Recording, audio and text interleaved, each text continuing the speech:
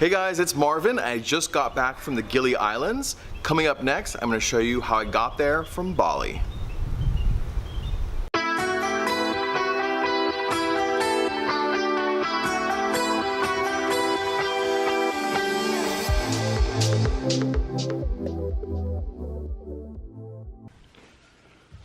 So it's about 5 a.m. We just woke up.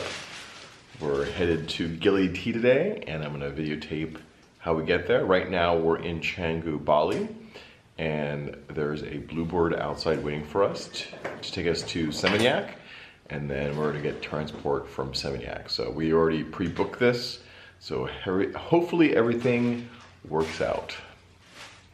So, Bali traffic is usually pretty bad and slow, but it's safe to report it. 5:30 in the morning. It's actually not that bad, and now we're here a bit early, but like I always say, it's always better to be somewhere early than stressing about getting there late.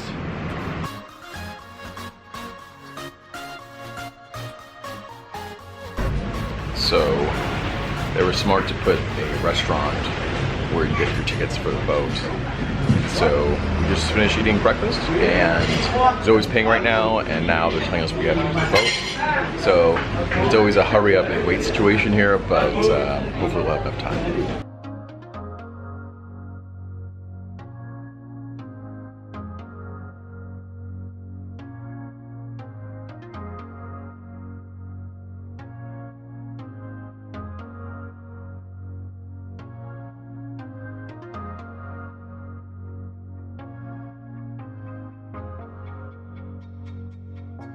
An hour and a half to get to Gili from Padang Bay. So we just landed in Gili, and one of us got seasick. So I definitely recommend either taking some pills before you head onto the boat. What people like to do when they go to Gili or any of the Gili Islands is they want to relax, they want to enjoy some nightlife. Gili is known for that. We actually did a pub crawl while we were there, and great food, snorkeling, diving.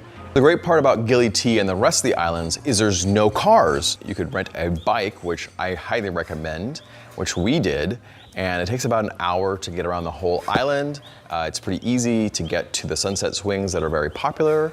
And the other alternative is those mini horses. I don't recommend them, and I try to avoid using animal labor if I have alternatives, and the island's small enough where you could really just walk or bike around, so just keep that in mind. So we went through a company called Bali Livin', and we found them on Instagram. There's definitely different places you can go to get your ticket to Gili or any of the other islands. They're pretty accessible, especially if you're staying in the really touristy areas like Kuta and Denpasar and Seminyak.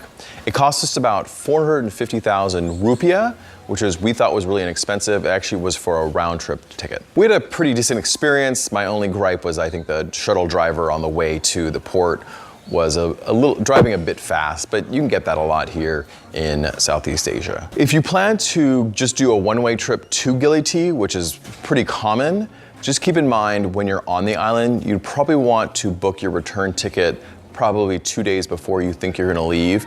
I don't think it's impossible to get a ticket the day of, but you are risking it. It is an island, and they do have limited ferries that leave throughout the day. I do recommend, before you get on the boat, to take some motion sickness pills. You might even wanna take them on the shuttle there, depending on who your driver is, but people are known to get sick.